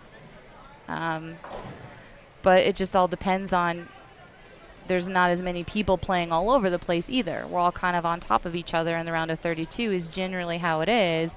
And so that spot in the front part lane generally goes away a little quicker. So that ball that I threw in the fill, that GB2, actually may come into play, because my brain is telling me if I was throwing my GB3 and it was a little too early and I move a little bit left and it starts to wiggle down lane because the back ends are tighter, it just means it's too early of a bowling ball. It's too strong. And so I'd go to a GB2 to make sure that it makes that corner. So that's kind of where my brain is. But we preach to our college kids to expect the unexpected and just execute to the best of your ability and do what your bowling ball tells you. So that's what my brain tells me, but who knows what tomorrow will bring. I like that. Craig? What's it like competing against some of the players you've coached? Oh, it's the best thing ever. I just wish I was closer to them so I could watch them a little bit more and help them. I think it's awesome. I'm so proud of my kids for being bold and brave enough and having that dream to come out here and do it. And so to be able to help develop them and prepare them for this it's just so awesome. It's such a blessing, and I'm so stinking proud of them. So it's awesome. Awesome. Yeah, Great. my dream Very cool. is that one of them will win their first title against me. And I know that seems really silly because I hate to lose, but I just think it would be the coolest thing in the world for one of my kids to beat me for a title, and so I could be the first one to squeeze their neck. I bet that's going to happen. I hope so. I really do. That probably sounds really weird, but I really hope that happens. Well, you got plenty already out, and then I know you'll have more, obviously, as you continue on. So, great bowling today. Thank you so much. Good luck tomorrow. Thank you. We'll see you tomorrow. Oh, sounds great. Thanks, guys. That is Shannon O'Keefe, your leader after day one at plus 393. We are almost positive that is the case, but rarely do we like to throw the numbers all out there all willy-nilly, but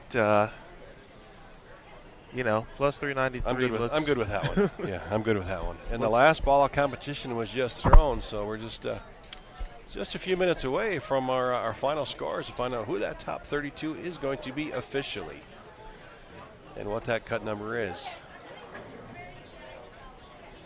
So stay tuned, folks. And in fact, I missed an opportunity there. Sorry about that, Brant.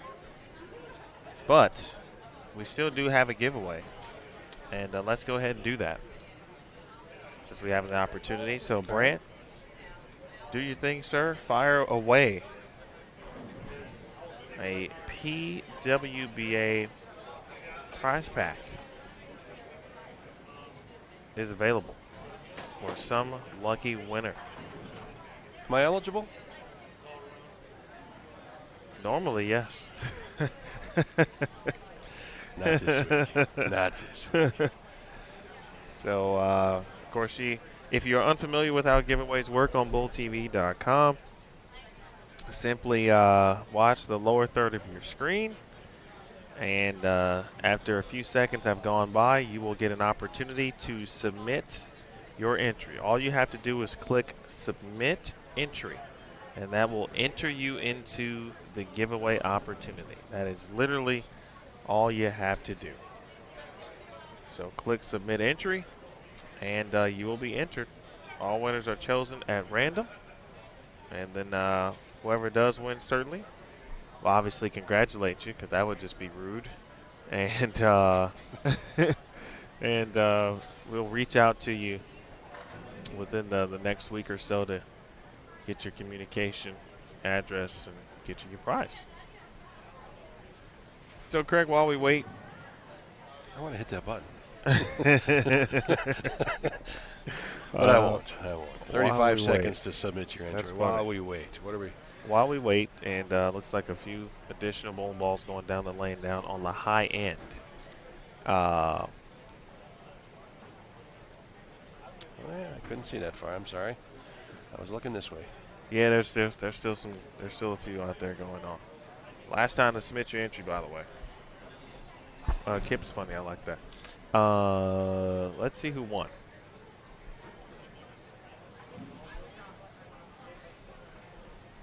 And how about that? All right, Nicholas. Congratulations to Nicholas Connell. You have yourself a PWBA prize pack. So please enjoy that, courtesy of Bull TV. Do we do it again tomorrow? Yes, we will. Awesome. I think so. Unless Brant says Let's do it. we're not, but yeah, we are generally. Actually, no, tomorrow's Saturday, so yes, we are.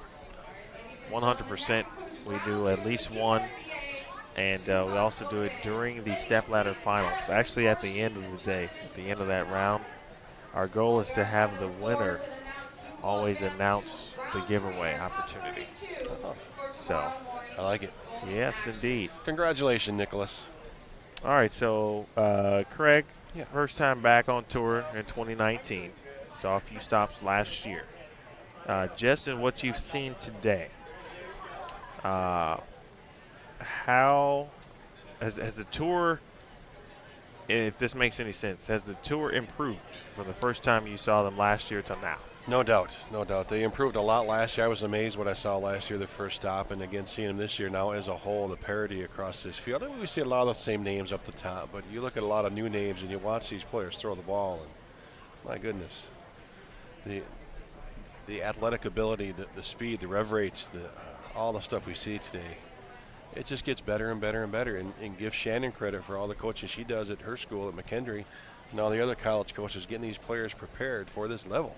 I mean, you heard how proud she is. You know, you could hear it in her voice. That's what they love to do, is prepare these athletes, these student athletes, to get to this level. And they're getting way better. Makes me want to retire every time I watch them. I mean, they're that good, right? I mean, Jasmine Mason, how old is she? I mean, she's early 20s. 22. Look at the ability 23. she has. Yep. I mean, it's amazing. Julia Bond. I mean, Yep. not every player is going to bowl good every week, but my goodness, yes, they're pretty impressive. Blomqvist from Sweden. How was she minus 200? I don't understand. I mean, oh my goodness, does she throw the ball? I believe I saw her a couple of years ago and said the same thing. Like, wow, okay, this is depending on how many events she may bowl every year, she looks like a player with, just getting the experience. And I think sometimes it's just about understanding. You hear a lot of players often talk about understanding ball motion, and that's certainly a key when you're out here on the PWBA tour. I thought last year's rookie class was pretty stout. This year's is certainly right up there. I don't know if it quite exceeds it yet, but I think kind of it does. When you look at it from top to bottom, last year it was headlined by Jordan Richard, Sidney Brummett. We had players like, for example, Jennifer King, who a rookie certainly as well, and although she's had plenty of experience collegiately and is a little older than the traditional rookie, if you will. And we had players who were in the traditional mold of Stephanie Schwartz, and Sarah Willie was out for several events last year. Jessica Malott was out for a few, speaking of McKendree. But this year we've got Jasmine Mason, Julia Bond, Valerie Bercier, Caroline Lagrange, who was not bowling this week. And that's just 4 that I can think of off the top of my head. And Jackie Evans is also a rookie this year. Lauren Pate from McKendree just graduated. And so it is every year from here on out, really. Pretty impressive. We just continue to get better. If you're still hanging around, folks, we're waiting for the final cut number. A, we want to make sure that you know what the number is. B, there were a few games where the cut number, there was a tie for 30 seconds. So we do want to make sure that that opportunity is available in case there is a tie. We'll be here to bring that to you. I'm in the book still at plus, what did I say, plus 30? You said 30. I said 20. We had a few folks that said 20, 24, 25. And there was 19 going into this final game. Jasmine Mason, did she finish 184? Is that what we saw down there? I think she finished with 170. Oh, so she's not going to make up the difference. 170-ish. Excuse me. She did not strike on that first shot in the 10th frame. So did Brandy Calderon, Laura Plazas, Tanya Remimper, did they make any type of a charge to try to catch Angelimar Beasley or Brigitte Poplar is the question. And you know what? We'll just have to wait and see. And Chime Takura, she was 17 back of the number going to that final game.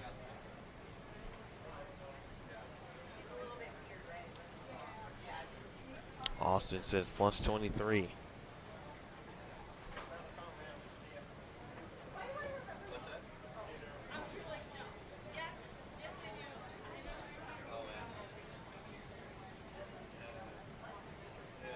Plus 23 sounds like it could be a winner.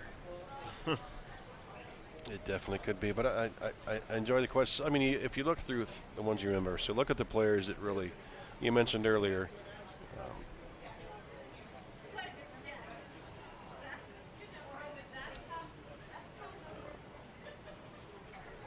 Leanne Barrett, how she changed her power game. Yep.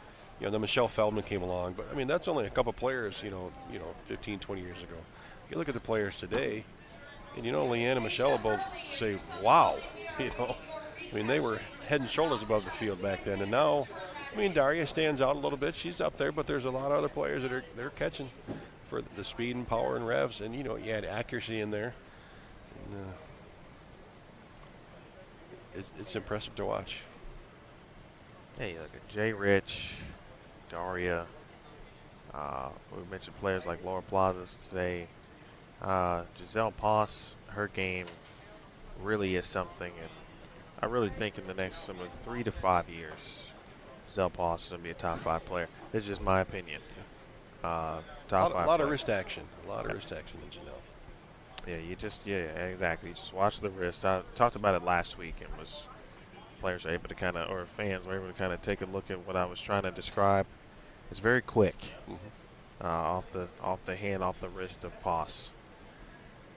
But I mean, it is really fun to watch. And then again, at this level, and then also you're seeing it earlier at the youth levels, and the things we see at Junior Gold each year, and how good the youth players are at this level, or at their respective levels now, as opposed to even a decade ago.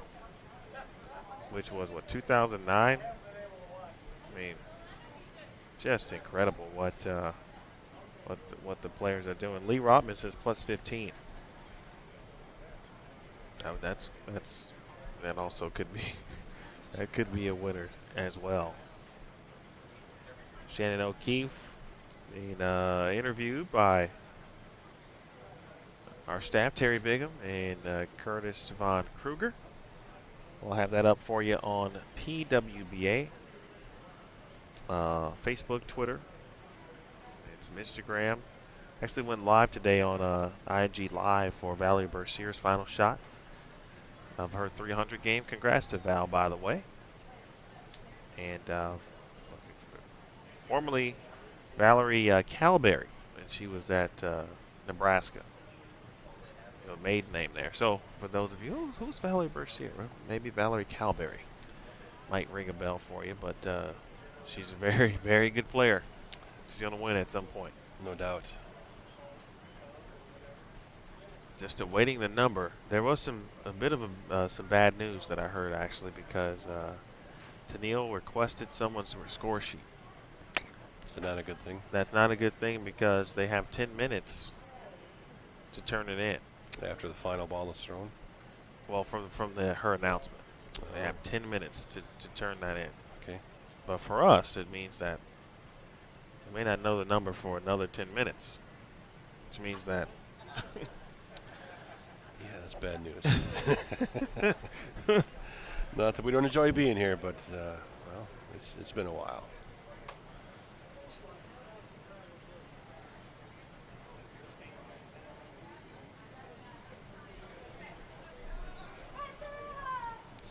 We'll run down the schedule for you. For those who may be unfamiliar, tomorrow we will begin at 9 a.m. local time with 8 additional games for the round of 32. That will be noon Eastern, 11 Central, 10 Mountain Time for those who. Oh, well, there it is. For tomorrow, tournament leader plus 393, Shannon O'Keefe.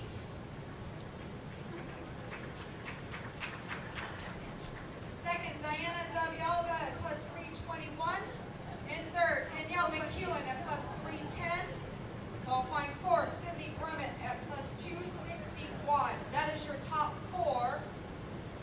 And I'm going to go right down to your 32nd and final qualifier for tomorrow is plus 27, Lindsay Boomershine. Plus 27 is your cut score for tomorrow. Well, someone mentioned plus 27.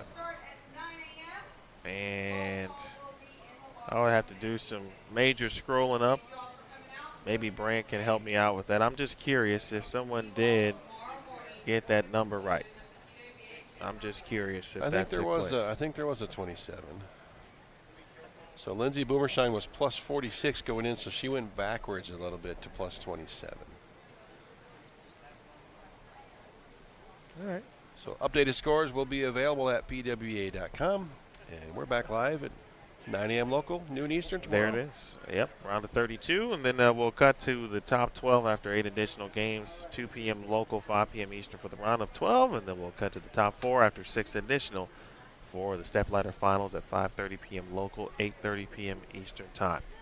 As Craig mentioned, give it about 10 minutes, and those scores will be up, actually a little less than that.